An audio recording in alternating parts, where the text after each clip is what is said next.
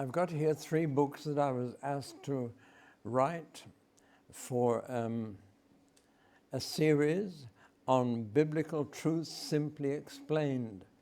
And I was given 3 titles: Explaining Water Baptism, Explaining the Resurrection, and Explaining the Second Coming. And I did my best to put all I believed in as short a space as possible.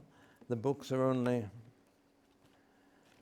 just over 60 numbered pages, so they're quickly read, but they really tackle those 3 subjects at depth. They do need explaining. I found that even Christians don't always understand the resurrection, for example. They think it simply assures us of life after death. No, it's far more important than that.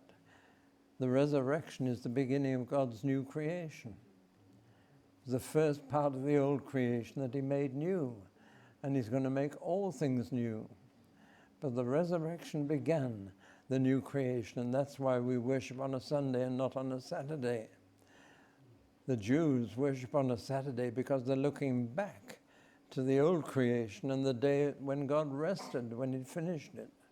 But we're looking forward, and that's why Sunday is more a working day than a rest day for many Christians. It's the day when we celebrate that God has gone back to work. One of the things I explain in that particular book is that in the first creation, God made the new heaven, the old heaven and the old earth first, and then later he made people, men and women. But in the new creation, he's doing it the other way around. He's making new men and women now, and often on a Sunday. And then he's going to make a new heaven and a new earth later for us to live in. And he's doing this because he loves us. And he wants every one of us in the new creation, if we want to be there. But that's all in the book, Explaining the Resurrection. Explaining the second coming, well, I look at the signs that precede the coming, the separation that takes place at his coming, and what the second coming will lead to, which I believe is his reign on earth. Explaining water baptism. I'm not a very good Baptist, because most Baptists seem to think that water is a kind of wet witness. You're just showing everybody else that you're a Christian. But what a funny way to do it. I believe baptism means far more than that. I believe it actually achieves what it symbolizes. It is actually a bath and a burial. It's a bath for dirty people, and it's a burial for dead people. And until we understand that, we're not going to get the full meaning of it.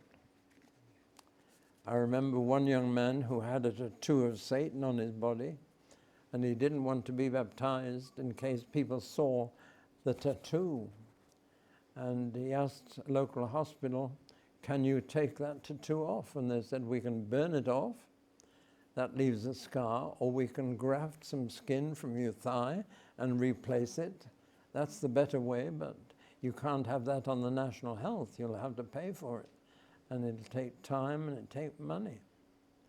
And so he went ahead and was baptized in a swimming pool, surrounded by Christians. And when he went down into the water and came up out of the water, the tattoo had been washed off. God wasn't going to leave the devil on his body. That's what baptism is about. It's not just a wet witness, which we're doing for God.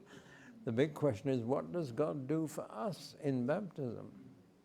And of course, I have to add that I believe that all the New Testament applies to believers' baptism rather than babies. I just cannot fit the New Testament teaching into the christening of a baby. So that's giving one big thing away. Well, those are just the little explaining books. And there's a lot of stuff in them, plenty of meat.